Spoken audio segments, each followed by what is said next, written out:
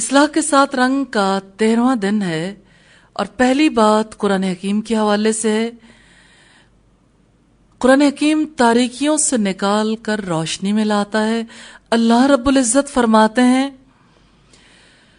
هو الذی ينزل على عبده آیات بینات لیخرجکم من الظلمات الى النور وَإِنَّ اللَّهَ بِكُمْ لَرَؤُوفٌ الرَّحِيمٌ۔ یہ سورہ الحدید کی آیت نمبر 9 ہے۔ وہ اللہ ہی تو ہے جو اپنے بندے پر صاف صاف آیات نازل کر رہا ہے تاکہ تمہیں تاریکیوں سے نکال کر روشنی میں لے آئے، اور حقیقت یہ ہے کہ اللہ تعالیٰ تم پر نہایت شفیق اور مہربان ہے۔ دوسرا پوائنٹ دعا کے حوالے سے، مجھ پر اپنا فضل کر دیجئے۔ آج ہم فضل کے بارے میں دعا کریں گے۔ اللہم انی اسألک من فضلک ورحمتک فإنہ لا یملکها الا انت۔ طبرانی کی روایت ہے۔ یہ روایت صحیح الجامع میں والیوم 1 پیج 404 پر بھی موجود ہے۔ اے اللہ، میں تجھ سے تیرے فضل اور رحمت کا سوال کرتا ہوں، اس لیے کہ تیرے سوا کوئی اس کی قدرت نہیں رکھتا۔ تیسری چیز وضو ہے، اور آج ہم وضو کے حوالے سے دیکھیں گے کہ پورا وضو کرنا ہے۔ حضرت عبداللہ ابن عمر رضی اللہ تعالیٰ عنہ سے روایت ہے، فرماتے ہیں کہ ایک مرتبہ رسول اللہ ایک سفر میں ہم سے پیچھے رہ گئے، پھر تھوڑی دیر بعد آپ نے ہم کو پا لیا۔ عصر کا وقت آ پہنچا تھا، ہم وضو کرنے لگے اور اچھی طرح پاؤں دھونے کی جلدی میں ہم پاؤں پر مسح کرنے لگے۔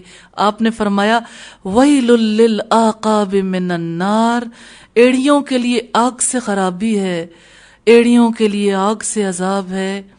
اسبغ الوضو، اچھی طرح پورا وضو کرو۔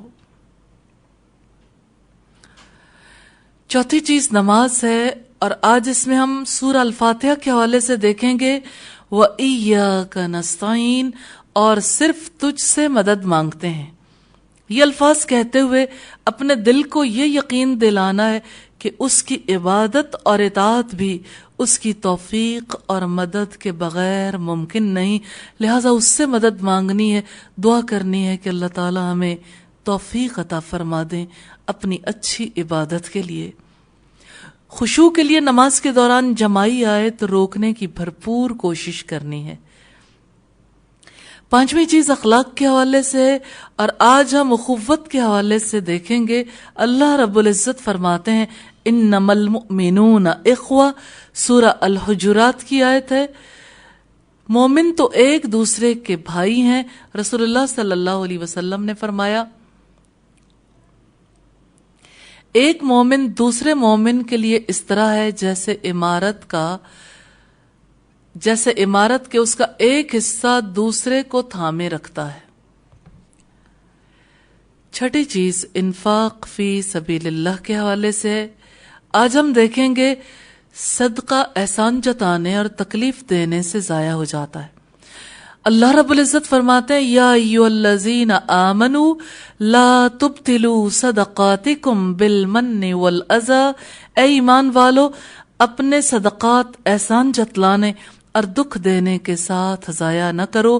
اس شخص کی طرح جو اپنا مال لوگوں کو دکھانے کے لیے خرچ کرتا ہے اور اللہ تعالیٰ اور آخرت کے دن پر ایمان نہیں رکھتا، تو اس کی مثال ایسی ہے جیسے ایک چٹان پر کچھ مٹی ہو، پھر اس پر زور کی بارش پڑے تو اس کو بالکل صاف چٹان چھوڑ جائے۔ جو انہوں نے کمایا اس میں سے کسی چیز پر وہ قدرت نہیں رکھتے، اور اللہ تعالیٰ کافر قوم کو ہدایت نہیں دیتا۔ آج کیا کریں؟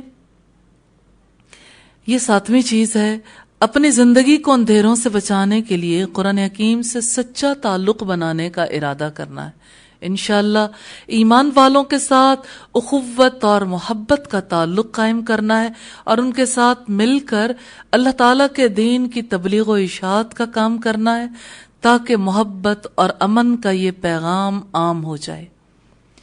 تیسری چیز احسان جتلانے اور تکلیف دینے سے خود کو بچانا ہے تاکہ صدقہ ضائع ہونے سے بچ جائے۔